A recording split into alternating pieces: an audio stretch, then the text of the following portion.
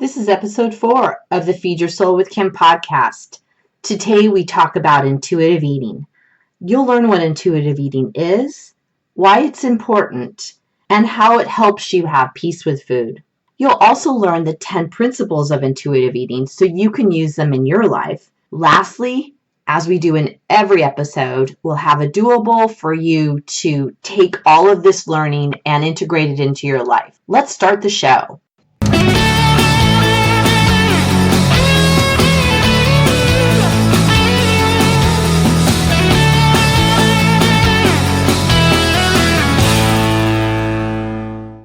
Welcome to the Feed Your Soul with Kim podcast. I'm Kim McLaughlin and I am the host of this show. Today we are talking about some really great fundamentals when we're looking at binge eating and overeating and making peace with food. Intuitive eating is that key principle. There's a lot to learn about intuitive eating, and I hope through this podcast that you will come away with some basic understanding and possibly you'll want to learn more about it. I learned about intuitive eating years ago through the work of Evelyn Tribole and Elise Resch. They are the authors of the book Intuitive Eating, a revolutionary program that works.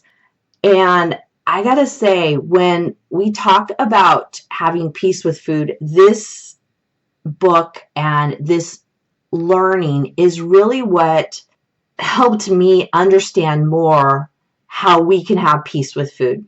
When I was starting my practice and deciding to work with people on eating disorders, overeating, binge eating, emotional eating, I knew I needed to have some basic foundation as I went into beginning the work. And I was led to Intuitive Eating, the book. Through reading that book, I learned so much about intuitive eating that I decided to take their training. And I took 40 hours worth of training. I became a certified intuitive eating counselor, and it has served me in more ways than I can tell you. Obviously, I can't go through the 40 hours of training plus all the years of learning I've had from my own personal experience and my clients in this podcast, but I'm going to give you some great ideas and help you understand better what intuitive eating could mean for you. I like intuitive eating because it has 10 principles, and we're going to go over those 10 principles. But first, let's talk about what intuitive eating is and why it is important. I think intuitive eating is really the opportunity to have an idea of how to eat that is not connected to dieting, and really the opposite of the dieting mindset. What I see intuitive eating as is the ability to have peace with food and to understand what's going on physically with you about food, what's going on emotionally for you with food, and what the thoughts are connected with food, and putting them together. I just heard a podcast with Elise on it, and she said intuitive eating is the dynamic interplay of instinct, emotion, and thought. So let's break that down. The dynamic interplay of instinct, emotion, and thought. The instinct is really the focus on our body and noticing when we're hungry, when we're full, what is leading us to eat physically. The interplay with that, with the emotions, about how the emotions play out in our life and lead us to want to eat, and how do they affect our desire for food. And also add to that the thoughts that lead us to want to eat. And often we feel that they're out of control. So we have this interplay of instincts, which is that body focus, emotions, and thoughts. When we look at all of those together, it's not just a focus on that physical sensation of are we hungry or are we full and what should I eat, but it's really a dynamic focus. So that is really what intuitive eating is. And they have another definition that they define what healthy eating is. And they define healthy eating as having a healthy balance of food and having a healthy relationship with food. And I like that because once again, it's about the food, but it's not about the food. And it goes to that deeper understanding of what is leading us to eat and what's leading us to overeat, and how do we balance everything together so that we have that peace with food.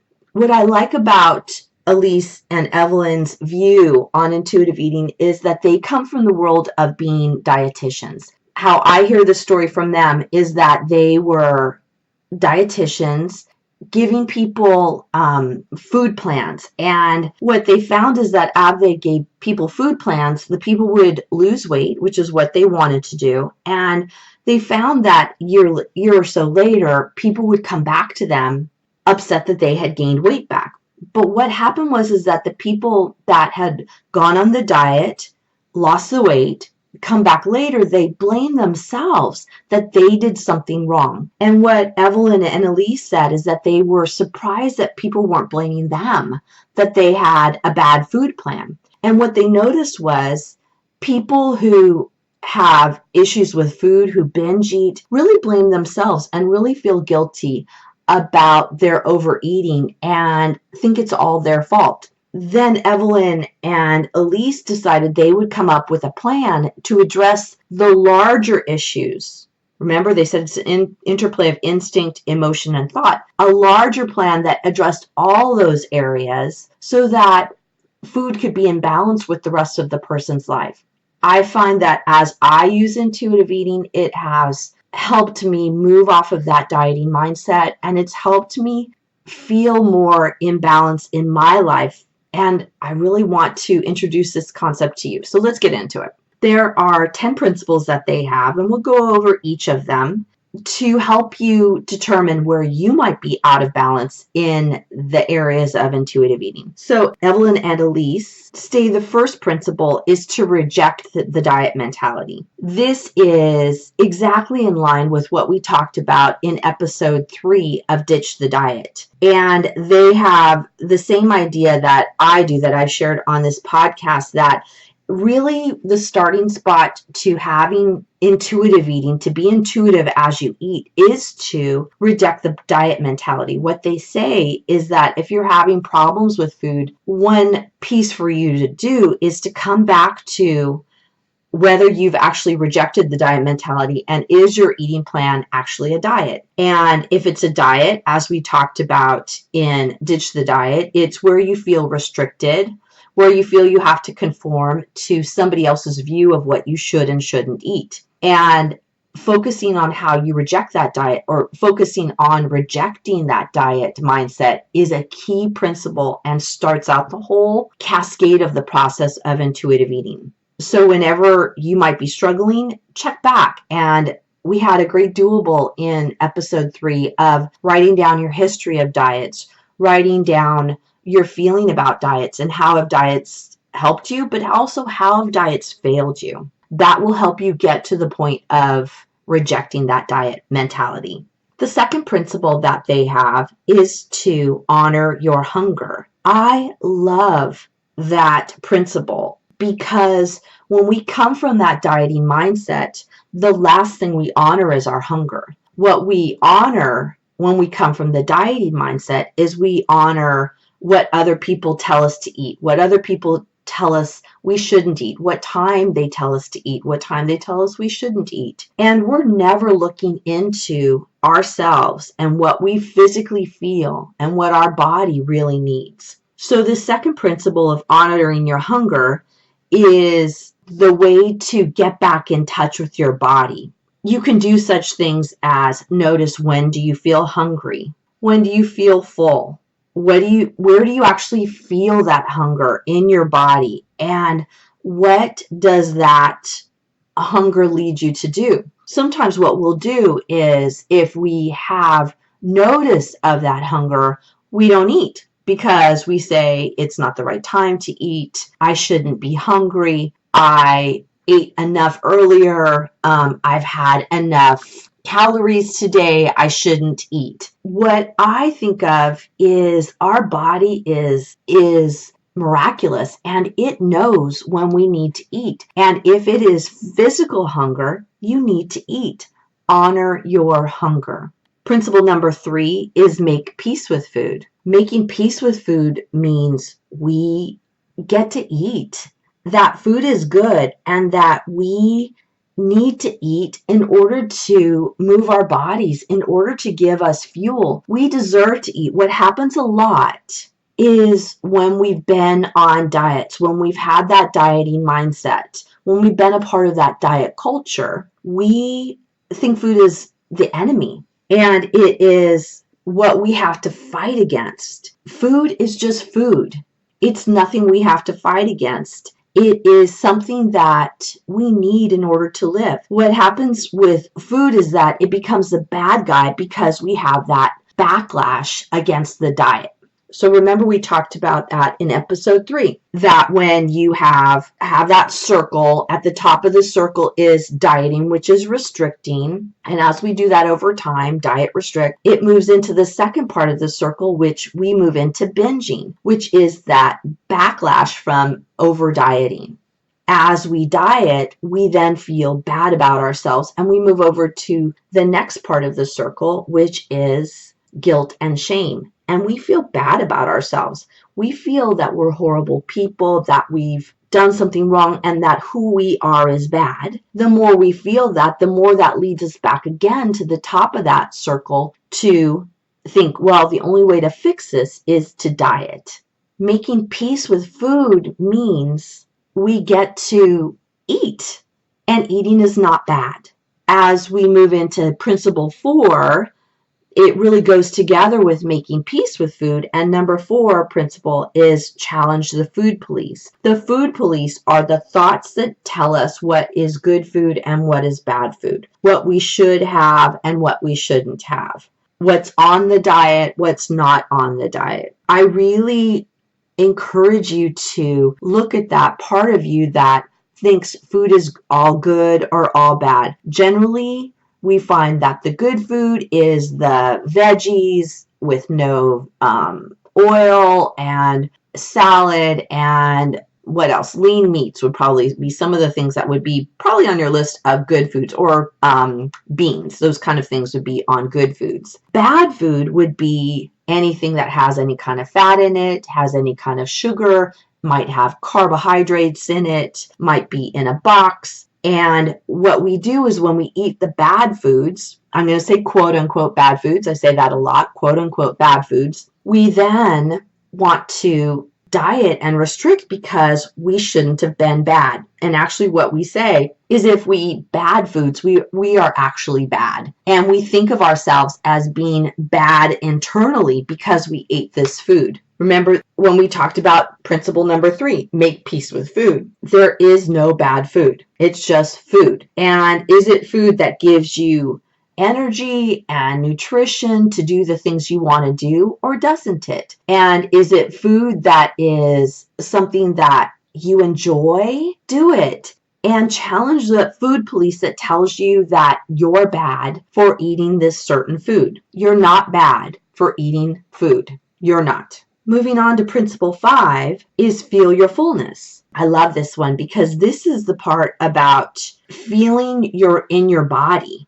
And remember, we talked at number 2, principle number 2 is honor your hunger. Well, feel your fullness, this principle number 5 goes together with that because we want to honor our hunger, but then feel our fullness. And that does not become permission to overeat. That's a lot of what we find people talk about when they think about intuitive eating. One of the areas that people get wrong is they think that intuitive eating means you can eat whatever you want, whenever you want, as much as you want, till overfull, till you're stuffed, and you can't get up off the couch. And that's not true. That's not true at all. It's really a dynamic understanding of how food is integrated into our lives and related to our lives, and really getting back to that really basic understanding about what food is about for us. This principle number 5, feel your fullness, means that we're present in our body and present for that feeling of fullness, gentle fullness, not over fullness. So we're feeling that satiated point and going, oh, I'm in my body, I'm feeling satiated, I feel good, I've had enough food. And you stop. And I know that's easier to say than it is to do. I totally get it. But we have to start honoring or paying attention to our body and how does it feel in terms of fullness. And is our body reflecting that gentle fullness, that satiated point? And if we can't stop at that point, then there's a whole nother question about what's going on emotionally for you that you can't stop when you're feeling full and satiated. It could also be that you don't stop when you're full and satiated because you've been a little too connected to the diet mentality, and maybe you're eating foods that you think you shouldn't eat. And if we eat foods we think we shouldn't eat, we can often eat them to overfull because we feel guilty and we think we'll never have them again. If you think you'll never have a certain food again, you're going to overeat it, and you're going to eat till past full, and you won't be able to engage in this principle number 5 of feeling your fullness. Principle number 6 is discover the satisfaction factor. Discovering satisfaction is super important because when we come from that diet mentality, we often don't eat what satisfies us. We eat because we're overwhelmed. We eat because we're feeling uncomfortable. We eat because we think we're supposed to. We eat because the diet tells us what we're supposed to eat. When we are in that satisfaction factor, we're thinking about what would satisfy me right now. What am I hungry for? What is my body telling me to eat? This is where people have a struggle with intuitive eating because they've been told so often by that diet mentality, by the diet culture, that they can't eat certain foods. And what I think of when I think of diet food, I often think of it's food that doesn't taste good. And I remember whenever I would be on a diet, I would eat foods that were horrible. I was just describing to one of my clients yesterday that I went on this diet before I got married, and I ate this boxed food that you added water to. It was horrible, and I ate it. I have horrible memories of it, and I realized once I started intuitive eating, I will never eat food that tastes horrible again. I value myself. I value my body. I value me and my soul. And I'm going to eat foods that satisfy me. I know that can be a radical shift, but just kind of lean into what that might mean to you to start eating foods that satisfy you. Principle number 7 is cope with your emotions without using food. Well, that's a lot to do. We'll have many, many podcasts on that about how do we manage emotions without using food. When we binge eat, we use food to manage emotions. We use food to manage our lives. And it takes a lot of pulling it all apart to get to the point where we don't eat over emotions. Or if we're thinking about overeating, we can then notice what emotions are going on. The good thing about when we're feeling called to overeat is it can be a wonderful opportunity to step back and go, how am I feeling right now? And how am I not taking care of those feelings in a really productive way? Food does not manage emotions. We think it does. It might do it for a second or two, maybe a minute or two, but there becomes that end point where food does not manage emotions. And what we want to do is to be able to manage emotions, cope with emotions without using food. And I know that can be hard, but it's doable. It's very doable. Start considering, when do you use food to cover up emotions? What are those emotions, and what could you do instead? The 8th principle is respect your body. This is something we often don't do when we're overeaters and bingers because we often hate our bodies. I hear people all the time telling me that they hate their body. They hate how they look. They're trying to hide their arms. They're trying to hide their hips, trying to hide their legs, wear baggy clothes. They wear black clothes. Anything that is large and covers ourselves up because we don't feel good about our body. Respecting our body means we treat it with dignity and we love on our body. We give our body nourishing food, but we also say nice things about our body. We can tend to put ourselves down and say how fat we are, how ugly we are, how we're not the right weight, how we are not thinking we're good people because of our body. Respecting our body means that we come back to a place of self-love for our bodies. That can move into loving our bodies, like using really lovely lotions, getting a pedicure so we can feel our feet, taking a deep breath so that we feel real centered in our body, wearing clothes that fit, wearing clothes that we feel beautiful in, wearing clothes that just make us look beautiful and feel beautiful. What I know, when we're in that diet mentality, when we're into feeling negative about ourselves from all of our overeating, one of the first things we do is be angry or feel angry towards our body. And this principle of respecting our body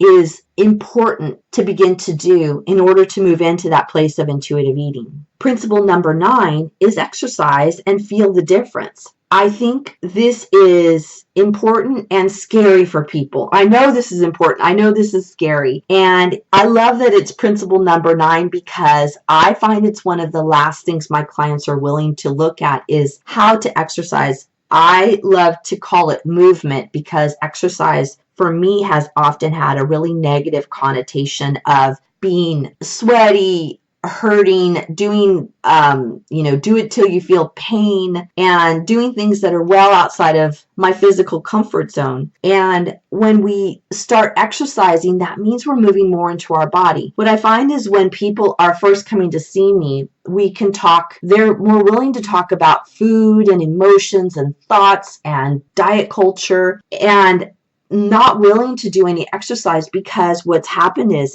exercise has got connected to dieting. When we diet, we exercise. When we stop dieting, we stop exercising because they're totally connected. I want you to consider separating exercise or movement away from dieting. And since we are physical human beings, we need to move our bodies. It's really important to feel connected to our bodies, and we have movement just for movement's sake, not to lose weight. I'm going to say that again. We have movement just for movement's sake, not as a way to lose weight. Principle number 10 is honor your health with gentle nutrition. Really looking at how you eat, what you eat, and is it nutritious? Does it feed your body in the way your body needs to be fed? There is, what foods work for you and what foods don't. And when we have that diet mindset, we move away from that and we actually resist foods that really feel good in our body because it feels so connected to dieting.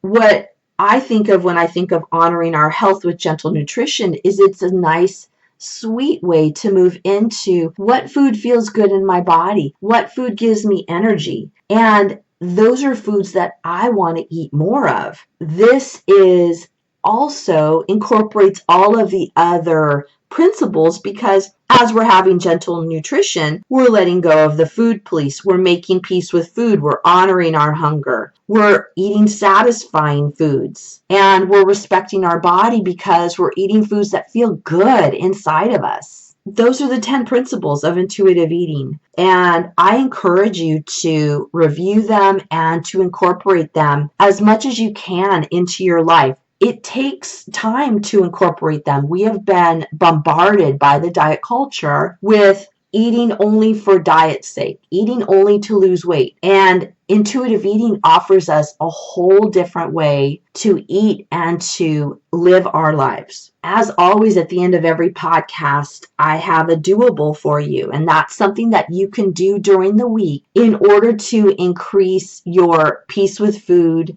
and to feed your soul. This week, I'm going to give you a doable that actually I give clients when they come into my office, especially when they're newer clients. And this is the idea of increasing self-care. What I find when people have issues with food is we don't take very good care of ourselves. And when I ask people what they do to take care of themselves, they look at me sideways and they say, I don't know what you're talking about. I don't do that. I want you to think about what is one self-care technique you could do this week that would help you feel better about yourself. It could be one self-care technique is you eat satisfying foods. You practice a little bit more movement. Move in a way that feels good for you. You might go get a pedicure. You might take a nap. You might listen to music. You might put nice lotion on your legs. Think of something you can do that is self-care and do that. I would really love for you to do that and put it in the comment section. Let me know what self-care techniques you've used this last week, because what I know is that we are stronger together, and the more ideas we have, we can learn from each other and integrate self-care techniques that each other is doing. I love hearing people's self-care techniques because it reminds me of things that I need to do. And I'll go in the show notes myself and I'll write down one self-care technique I'm going to do this next week. And I will role model what I'm talking about in the comment section. I really appreciate you all being present for this intuitive eating talk. It is a core fundamental to what I do and how I see we can all have peace with food. I look forward to talking to you the next podcast. This is Kim McLaughlin. Have a great rest of the day. Thank you for joining us on the Feed Your Soul with Kim podcast. We come to you every Monday with fresh new ideas to help you end emotional eating and put food in its proper place as nourishment. Please be sure to subscribe to this podcast and review it and let us know what you think. Thank you for joining us.